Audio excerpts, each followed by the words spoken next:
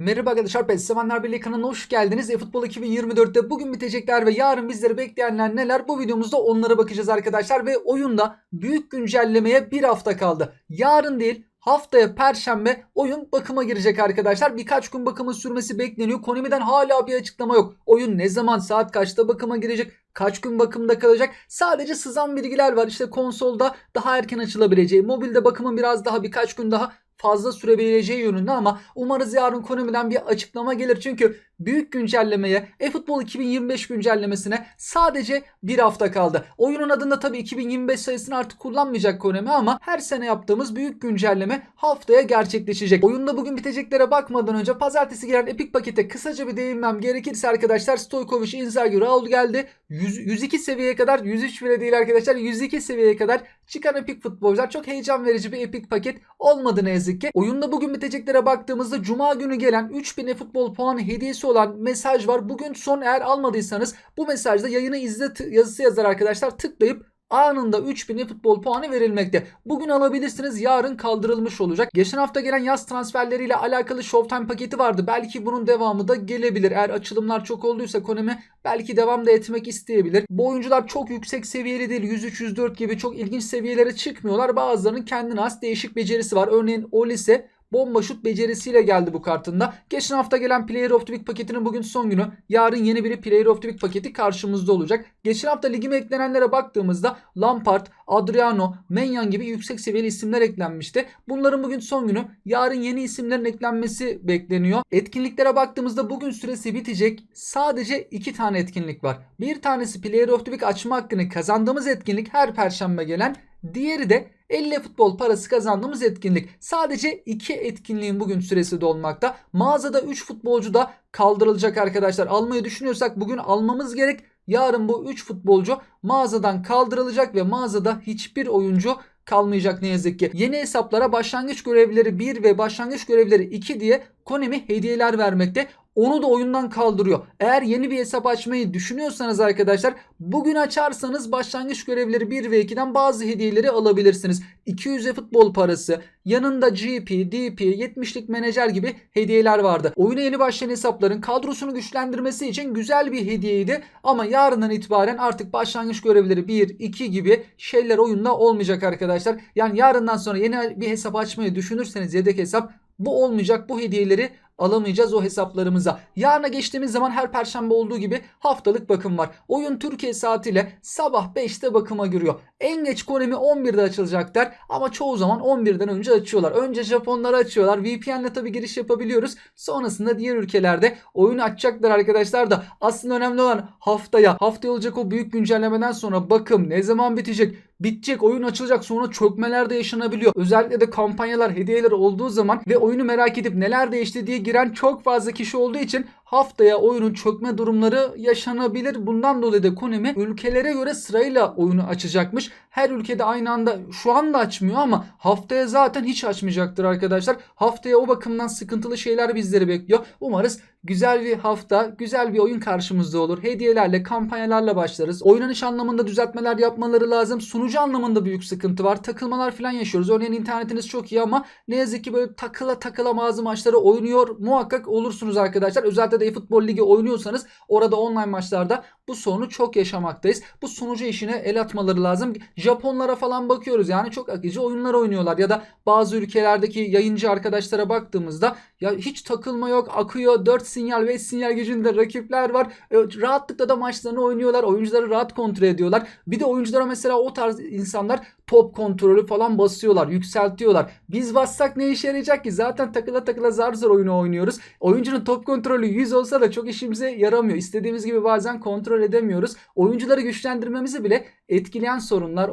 Oynayışımızı da etkiliyor. Umarız bu tarz sorunları da kısa süre içerisinde Konami düzeltir. Yarın bizleri neler beklemekte arkadaşlar? Klasik perşembe etkinliklerinin gelmesi gerekiyor. Haftanın oyuncuları paketi, Player of the Week paketi. Markette yine Konami bazı transferleri güncelleyecektir ama son günlerde yapılanları güncellemeyecektir. Mesela Galatasaray'ın Osimhen transferi yeni oldu. Konami kolay kolay böyle yeni bir transferi güncellemez. Veyahut da Joao Mario Beşiktaş'a geldi. Yarın yine markete bakarız ama genelde birkaç hafta sonra bu tarz şeyleri güncelleyebiliyor. Ama geçen hafta transfer olmuş, belki de hafta sonu maça çıkmış isimler varsa o tarz isimleri güncelleme ihtimalleri olabilir arkadaşlar. Form durumu güncellemesi, lig maçlarına bakarak Konami oyunda da form durumlarını güncelleyecek. Ligime oyuncular eklenmeli çünkü bir haftalık süreç var. Haftaya ligim de sıfırlanacak. En azından bir hafta da olsa puanlarımızı kullanabileceğimiz oyuncular eklemeleri gerekiyor. Perşembe günleri ya eskiden artık gelen epiklerden paket getiriyor Konami ya da Showtime paketi getirebilmekte. Şu an yaz transferleriyle alakalı bir Showtime var. Yine öyle bir şey olabilir arkadaşlar. Bir Showtime paketi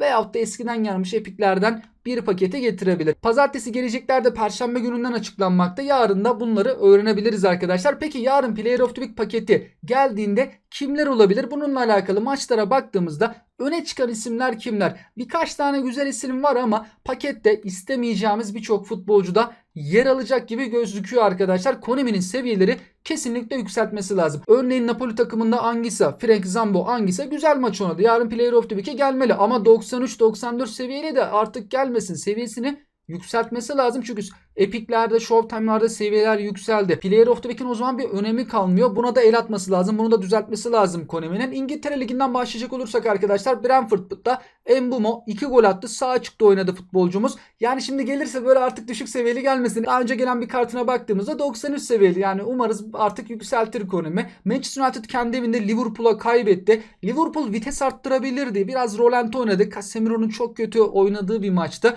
Liverpool'da Muhammed Salah evet maçın oyuncusu olabilir ama geçen hafta geldi arkadaşlar Salah. 2 haftada bir aynı ismi getirmez diye düşünüyorum Konami. Eskiden Bellingham'da bir ara onu yaptı ya. Gelmez dedik ama bir ara Bellingham çok fazla gelmişti. Bence Luis Diaz'ı tercih edecektir. Geçen hafta Muhammed Salah geldiği için sol kanat pozisyonunda oynadı. 2 gol attı Luis Diaz'da. Bournemouth takımı Everton'ı 3-2 yendi ve oyuna sonradan giren Sinister'e 1 gol 1 asist yaptı. Gelirse Süper 7 ile gelecektir. Manchester City'de Erling Haaland gelmeyi çok hak ediyor. Ama üst üste Konami getirmez. Eğer şu an Player of the Week'te Erling Haaland olmasa yine Erling Haaland gelecek. Belki Lewis'i tercih edebilirler defans orta sahadan. Aston Villa 2-1'lik galibiyet aldı. Sol bek adayı bu hafta fazla. Onlardan biri Digne. O da bir asist yaptı. Newcastle United kendi evinde 2-1 Tottenham'ı geçti ama Tottenham'ın da bayağı pozisyonu vardı. Ben bu maçın bazı anlarını izlemiştim arkadaşlar. Tottenham etkili oynamıştı ama son vuruşları iyi yapamamıştı. Sonrasında kendi kalesine attırdı gibi bir şey oldu Tottenham takımı Newcastle'a. Şanssız bir vuruş yapmıştı ama yapacak da bir şey yoktu o savunma futbolcusunun.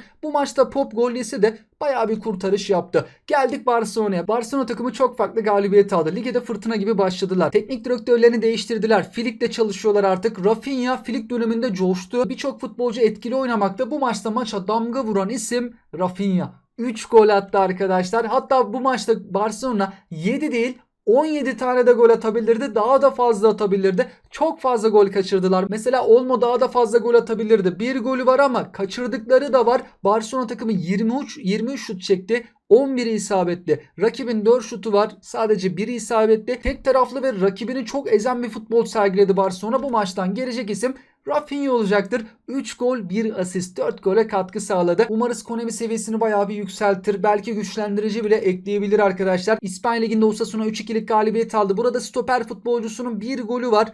Boyomo stoper olarak gol attığı için gelme ihtimali olanlardan. Real Madrid'in yeni transferi Mbappe ligde ilk gollerini kaydetti ama bir tanesi penaltıdan. Normalde penaltıdan gol atıldığında istatistik siteleri de puanı çok yüksek vermez. Akan oyunda gol atıldığında daha değerlidir. Ama Mbappe önemli bir isim. Belki Konami getirebilir arkadaşlar. İtalya'da Inter 4-0'lık galibiyet aldı. Thuram 2 gol attı. Böyle karambol pozisyonları da çok oldu. Inter bir taç atıyor. Korner gibi karışıyor ortalık. İşte orada Thuram mesela vurdu, gol attı. Çok etkili taç atışlarıyla goller, pozisyonlar üretebiliyor Inter. Barella ya da Thuram. O iki isimden birisini Konami tercih edecektir. Lecce'nin 1-0'lık galibiyeti var. Stoperi asist yaptı. Konami seviyor. Gaspar. Napoli 2-1'lik galibiyet aldı. Frank Zambo Anguissa. Adını söylemeyi seviyorum ben bu futbolcunun. Frank Zambo Anguissa bir golle öne çıkan isimlerden. Gelirse umarız Konami seviyeyi yükseltir. Daha önce böyle bir kartı geldi ama artık 93 kartları görmeyelim. Daha yükselsin Konami kartların seviyesini. İtalya Ligi'nde Torino 1-0'lık galibiyet aldı. Coco stoper futbolcusu gol attı. Gol atan stoperleri çok ama çok seviyor Konami. Gelme ihtimali yüksek, takımına galibiyet de kazandırdı. Fransa Ligi'nde Brest 4-0'lık galibiyet aldı. Şimdi goller de almış durumda arkadaşlar. Ofansif orta saha futbolcusu Camara'nın da golü var. Santrafor'u da bayağı aslında iyi istatistik yapmış ama bir gol attığı için belki Kamara'yı düşünebilir Konami. Nantes takımında santrafor Kadavere 2 asist yaptı ama bu futbolcu oyunda santrafor kartına sahip olsa da bu maçta ofansif orta sahada oynadı. Gelirse ofansif orta saha kartıyla gelecektir. Oyun tarzını da ona göre değiştirebilir. Hatta ben normal kartında bakmıştım, bu futbolcu birçok pozisyonda oynayabilen bir isim. Lyon 4-3'lük galibiyet aldı. Bu maçta Orban arkadaşlar 2 gol attı, santrafor futbolcusu. Gelme ihtimali çok yüksek. Olur da Orban'ı Konami tercih etmezse sağ kanat futbolcusunu da düşünebilir ama ilk adayımız Orban. Marsilya deplasmanda 3-1'lik galibiyet aldı. Bu maçtan gelmesi gereken isim Greenwood ama ben soru işareti koydum. Greenwood'un Manchester United'dan ayrılmasına sebep olan o yüz kızartıcı bir olay vardı. Ondan sonra hatta oyundan kaldırılmıştı. O zaman FIFA oyunu, şimdiki adıyla EA Sports, FIFA'da oyundan kaldırdı, PES'te oyundan kaldırdı. Sonrasında tekrardan oyuna eklendi. Greenwood daha önce de gelmeyi hak etmişti. Çok iyi maç çıkarmıştı. Hatırlayamadım istatistiklerini ama o hafta Greenwood Konami getirmedi. Sonuçta bir gün yine Greenwood'un renkli kartı gelecektir. O suçun üzerine belki aklanmış da olabilir. Öyle haberler de geçmişti. Futbola da döndü. Oyunlara da eklendi kendisi. Bu maçta gelmeyi çok hak ediyor ama oyunların Greenwood'a karşı da farklı bir tepkileri var. Getirebilirler, getirmeyebilirler. Gelirse de uzun süre sonra Greenwood'un renkli bir kartını görmüş olacağız. Olur da Konami yine Greenwood'un renkli kartını getirmek istemezse Luis Enrique'yi tercih edebilir. O da diğer tarafın kanat oyuncusu. 2 asist yaptı. Bizim ligimizden Konami her zaman futbolcu seçmemekte. Şu an Fred var Player of the Week paketinde ama bizim ligimizde farklı galibiyetlere bakalım istedim. Galatasaray takımı 5-1'lik galibiyet aldı. Benim bu maçtaki ilk adayım Kerem Aktürkoğlu. Fakat Kerem Aktürkoğlu da Benfica'ya transfer oldu. Ama yeni transfer oldu. Oyunda hemen Konami onu güncellemeyecektir. Haftaya olacak o güncellemeden sonra Kerem'i güncelleyecektir. Olur da getirir mi? Belki getirmeyebilir, eleyebilir. Abdülkerim Bardakçı stoper olarak gol attı. Konami stoperleri sever ama Kerem Aktürkoğlu bu maçta aslında benim ilk adayımdı. Fenerbahçe 3-0'lık galibiyet aldı. Şu an Fenerbahçe'den bir futbolcu var. Konami getirmek isterse o zaman da Tadic'i tercih etmesi lazım. Başakşehir 5-2'lik galibiyet aldı. Peş peşe goller attı. Piatek 3 gol kaydetti. Ligimize dikkat çeken farklı galibiyetler bunlardı. Öne çıkan isimler de bunlardı ama Konami her zaman bizim ligimizden oyuncu seçmemekte. Umarız seçerse de yüksek seviyeli kartıyla getirir. Fransa Ligi'nde Nice'in de 4-1'lik galibiyeti var. Burada santrafor futbolcusu 2 gol atmış arkadaşlar. Seviyesi çok yüksek değil. Konami belki tercih edebilir. 4-1'lik bir maç, Konami bir ismi aslında tercih etmesi lazım. Celtic'te 3-0'lık galibiyet aldı Rangers takımına karşı. Sol açık futbolcusu Maeda 1 gol bir asist yaptı. Daha önce gelen kartları çok yüksek seviyeli değildi ne yazık ki. Bu kampanya geçen hafta başlamıştı arkadaşlar. Devam ediyor. Haftaya Perşembe'ye kadar oyuna her gün girdiğimizde bir tane ücretsiz açma hakkı verilmeye devam edecek. Orada bir sıkıntı yok arkadaşlar. Haftaya büyük güncellemeye kadar birer tane ücretsiz açma hakkını alacağız. Haftaya büyük güncellemeden sonra da elimizdeki sözleşme yenileme bileti sayısına göre de yine bir epik paket gelecek. Yani şu dönemde Eylül ayında şanslı hesaplar bayağı bir epik futbolcu çıkaracak gibi gözüküyor. Yorumlarda birçok arkadaşımız da Player of the Week kartlarını soruyordu. Silinecek mi, ne olacak yönünde. Ben ara ara değiniyordum ama bu sefer hatta görsellerle paylaşayım istedim arkadaşlar. Elimizdeki Player of the Week tarzı bu kartların aynen devam etmesi gerekiyor. Çünkü Konami'den herhangi bir açıklama gelmedi. Şunu demedi Konami, silinecek, normal kartına dönüşecek gibi açıklamalar yapmadı. Geçen senelerde eFootball oyununda aynen devam etti. Hiçbir değişiklik olmadan. Hatta şimdi bu isimler transfer de oldu arkadaşlar. Mbappe'nin Paris Saint-Germain kartı elimizde olabilir. Delit Manchester United'a gitti. Alvarez de aynı şekilde Manchester City'den ayrıldı ama City takımıyla çok fazla kartı geldi. Bunlarla ilgili Konami herhangi bir detay vermedi. Takımlarını bile güncelleyeceğiz demedi. Bu kartların aynen devam etmesi gerekiyor. Yarın farklı bir açıklama gelirse bakarız ama şimdilik Konami'den kötü bir açıklama yok. Elimizdeki kartlar aynen devam edecektir arkadaşlar. Geçen sene de Konami öyle yapmıştı. Bazı arkadaşlarımız yorumlarda bu kartlar silinecektir diye kendisi silmeye başlamış. Hani öyle bir durum yok. Ama şöyle bir şey var. Mesela Konami'nin anlaşmalı olmadığı bir takıma bir futbolcu giderse, örnek olarak ara ara da veriyorum. Diaby oyunda olmayan bir takıma gitti. Ondan dolayı Lig Player of the Week'ine gelemez. Ama bu futbolcular oyunda olan takımlara da transfer oldu. Önümüzdeki zamanlarda yine Player of the Week'te iyi oynadıkları zaman göreceğiz. Burada sıkıntı Konami'nin anlaşmalı olmadığı bir takım oyuncu giderse onu bir daha Player of the Week'e getirmez. Çünkü onların mesela Alman Ligi'nde Dortmund'a gittiyse bir futbolcu artık onu Lig Player of the Week'ine getiremez. Dortmund'un maçına bakmıyorlar. Sadece Bayern Münih maçına bakmakta Konami. Konami'nin dediği gibi lisanslardan dolayı bazı sıkıntılar olmakta ama elimizdeki kartları etkileyecek bir durum gözükmüyor arkadaşlar. Konami'den de şimdilik kötü bir açıklama gelmedi. Aynen anakartlarımız devam edecek. Sizler de tüm bunlarla alakalı yorum ve görüşlerinizi bizlerle paylaşabilirsiniz. Konami öğlen vakitlerinde yarın gelecek Player of the Week paketiyle alakalı da açıklama yapabilir. Genelde yapıyorlar. Öyle bir açıklama geldiğinde yine sizlerle paylaşmaya çalışırım arkadaşlar. Sizler de görüşlerinizi hepimize paylaşabilirsiniz. Hoşçakalın.